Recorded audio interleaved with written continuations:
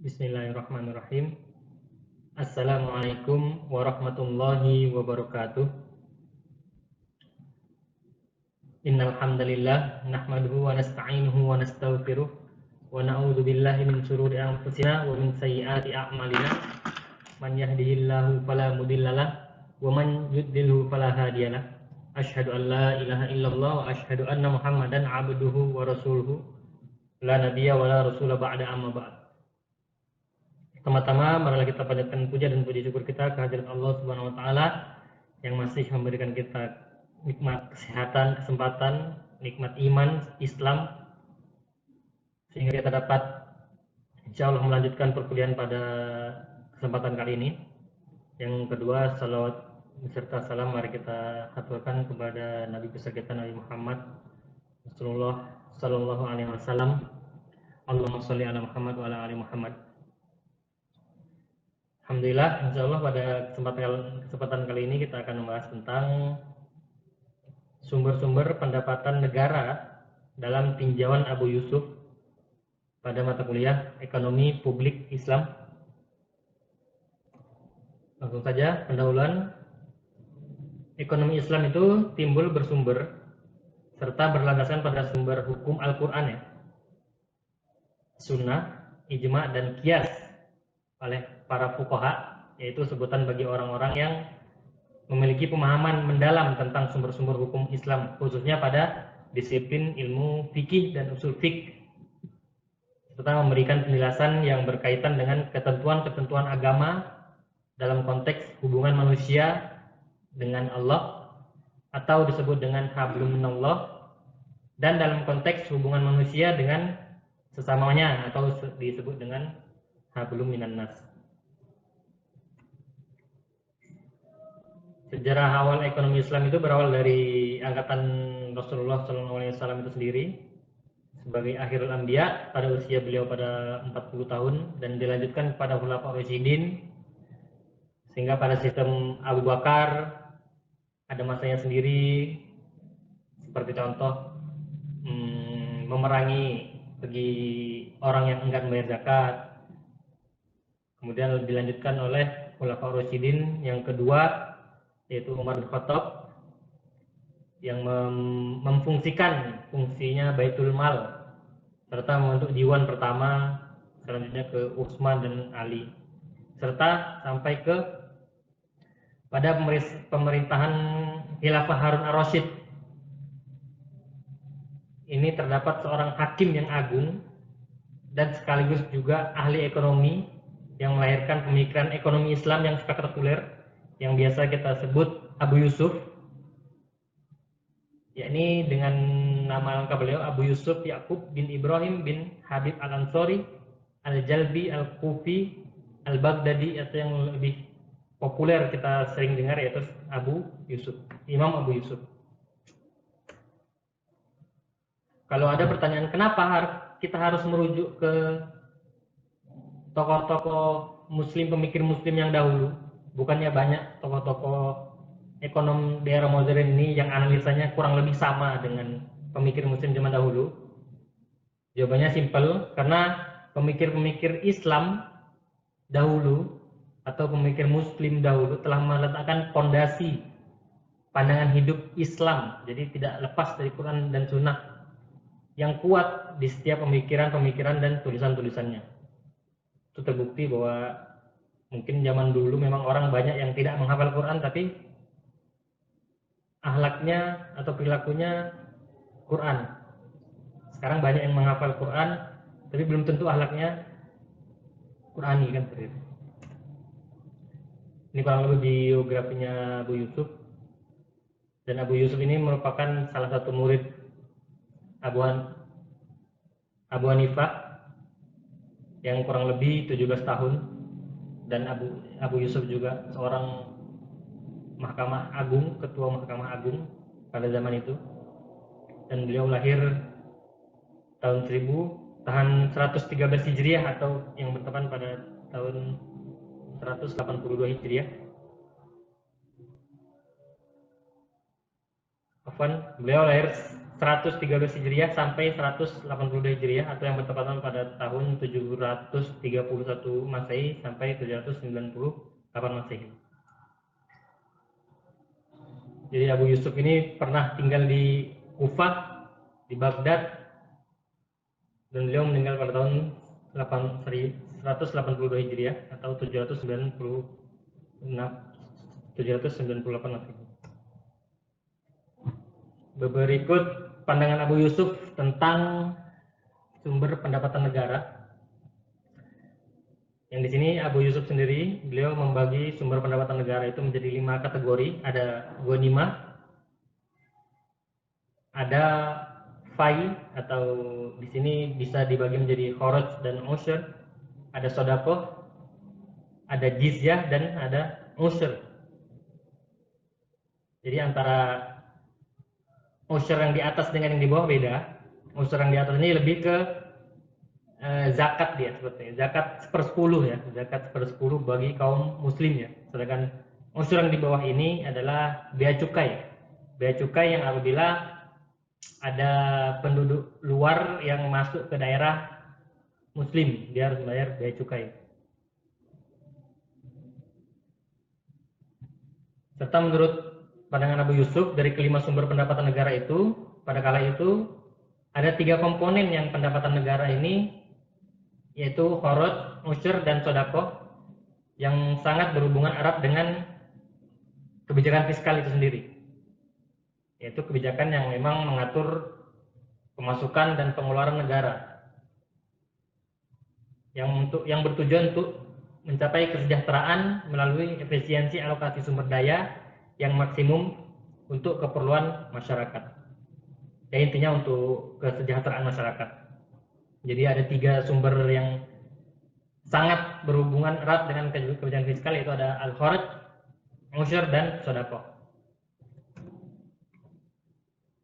Perincian satu-satunya, yang pertama ada ghanimah. Ghanimah itu secara bahasa adalah sesuatu yang didapatkan tanpa melalui kesulitan, atau secara terminologi adalah rampasan atau jarahan di dalam peperangan dengan non-muslim, yang meliputi barang-barang bergerak yang ditinggalkan oleh pasukan musuh. Jadi ghanimah ini adalah harta rampasan perang. Selanjutnya mengenai pembagian ghanimah sendiri, Abu Yusuf membaginya atas 2 bagian, yaitu pertama 1/5 adalah milik Allah, yang kedua 4/5 adalah milik diantara para tentara.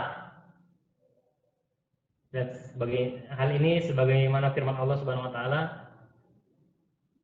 ayat 41 dari surat Al-Anfal yang menyebutkan pembagian ghanimah. Dan di sini pun Abu Yusuf dengan gurunya Abu Hanifah ada memang sedikit perbedaan pendapat tentang pembagian ghanimah ini. 4/5 ini yang diantara untuk para tentara, itu ada perbedaan pendapat sedikit. Karena ada yang pasukan berkuda dan tidak, seperti itu. Jadi ada perbedaan pendapat berapa persennya.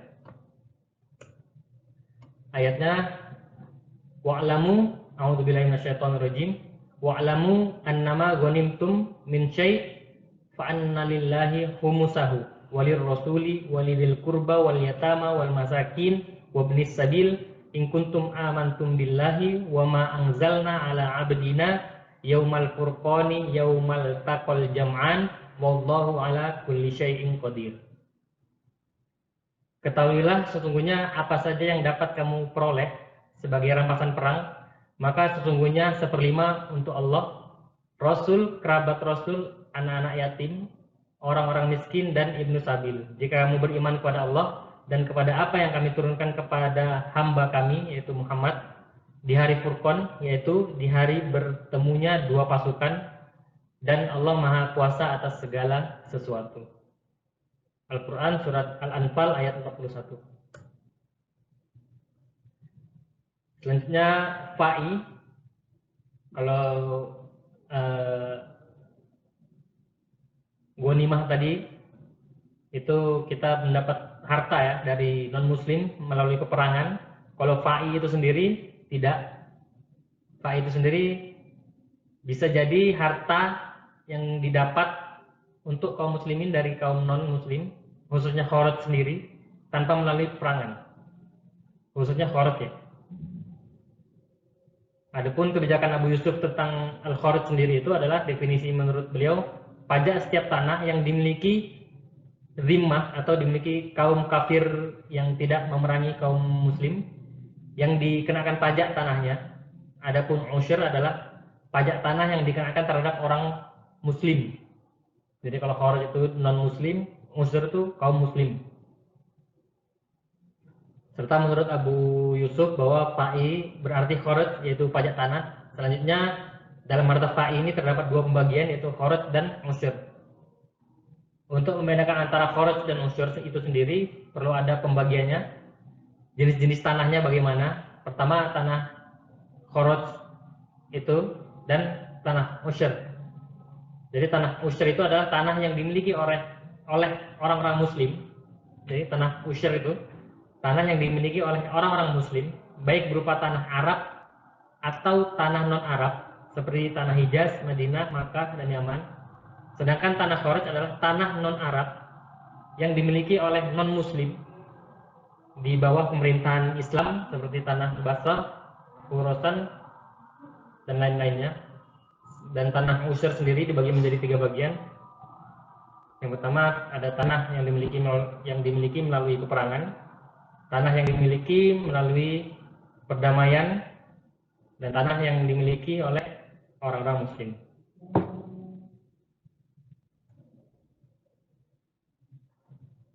Selanjutnya berkaitan dengan Al-Kharaj, Abu Yusuf juga menjelaskan bahwa keadilan dalam Al-Kharaj akan meningkatkan pendapatan dan pertumbuhan ekonomi negara. Sebaliknya, jika penghimpunan Al-Kharaj itu sendiri tidak ada keadilan, maka akan mengakibatkan resesi atau penurunan pertumbuhan ekonomi terhadap pendapatan Kharaj itu sendiri.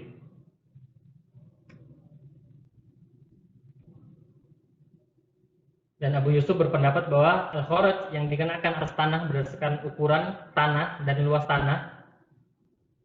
Hal ini berbeda dengan apa yang diterapkan pada zaman Amirul Mukminin Umar bin Khattab sampai pada zaman Khalifah Al-Mahdi. Perbedaan. Jadi ada beberapa perbedaan sedikit antara pendapat Abu Yusuf mengenai Al-Kharaj itu sendiri dengan yang sudah terjadi dari masa Umar bin Khattab sampai ke Khalifah Al-Mahdi terhadap perhitungan tarif Al-Kharaj itu sendiri. Abu Yusuf berpandangan bahwa konsep tersebut sangat menguntungkan bagi para pemilik tanah yang luas, yang kuat dari sisi ekonominya, dan justru malah merugikan bagi masyarakat yang kurang mampu.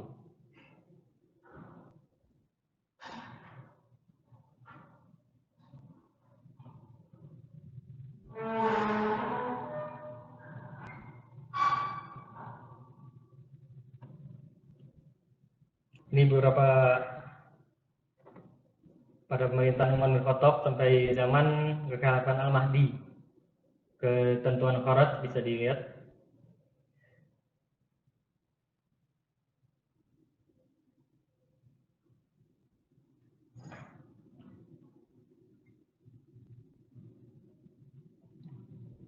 Nanti ada perbandingannya dengan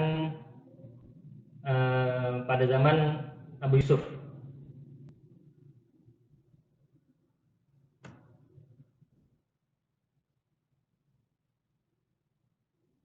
Ada perbedaan persentase di situ.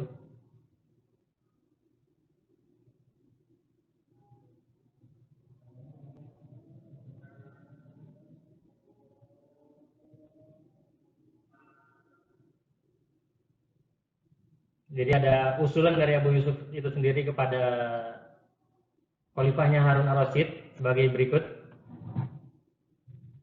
Hasil pertanian dengan irigasi alamiah, kalau kadar sebelumnya 50%, pada ada kenaikan pada Al-Kharaj oleh Al-Mahdi itu sendiri jadi 60%. Terus Abu Yusuf mengusulkan menjadi 40%. Kemudian hasil pertanian dan irigasi dengan perairan ya 10%, sebelumnya 33%. kebun buah-buahan dan lain sebagainya.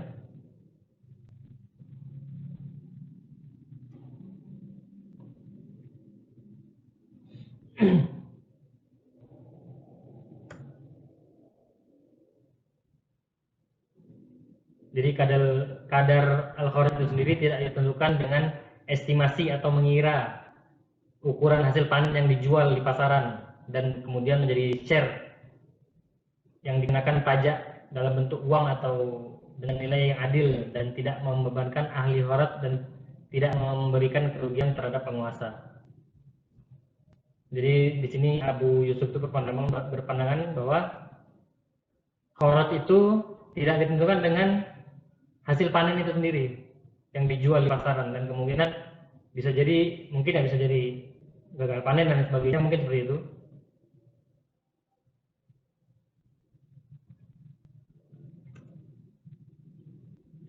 Kemudian kebijakan Abu Yusuf tentang usyr.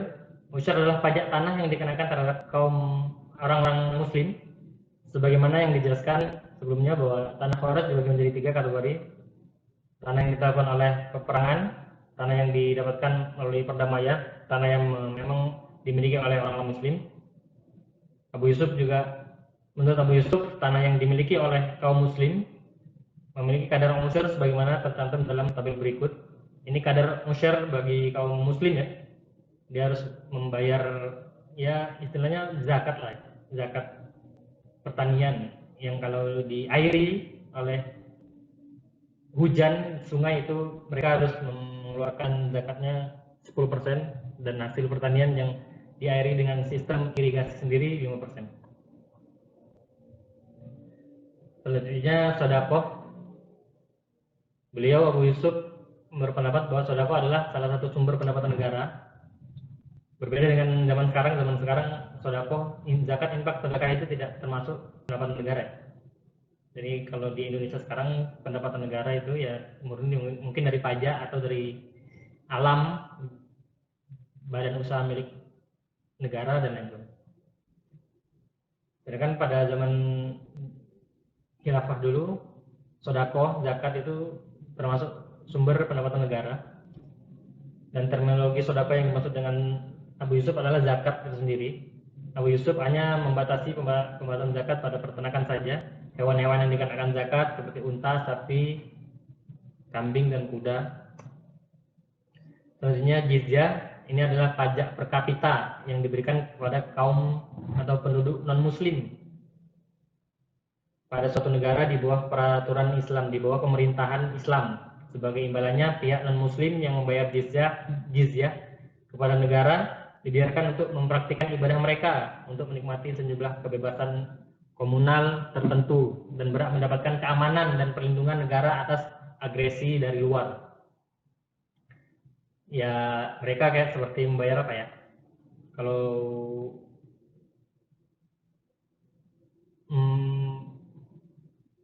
kalau istilahnya sekarang itu kalau kharaj itu kan pajak bumi dan bangunan ya, ya pajak perlindungan diri seperti itu.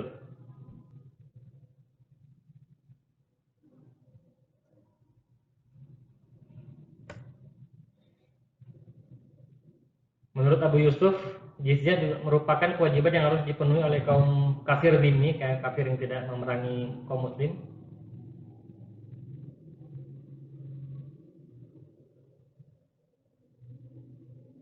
Ketentuannya kalau kafir dhimmi orang kaya, dia harus membayar 48 dirham per tahun.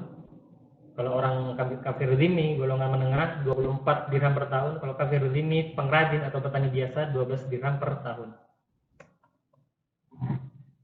Terus ada usyr bea cukai, ini merupakan hak kaum muslim yang diambil dari harta perdagangan ahlu jimmah dan penduduk kaum harbi yang melewati perbatasan negara Islam.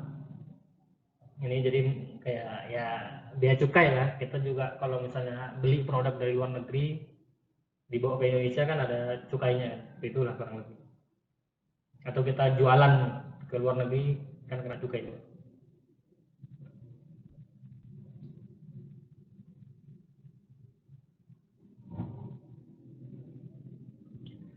Abu Yusuf pernah melaporkan bahwa Abu Musa al-Asy'ari, salah satu salah seorang gubernur pernah menulis pada Khalifah Umar bahwa para pedagang muslim dikenakan bea cukai dengan tarif 1/10 dari tanah-tanah harbi.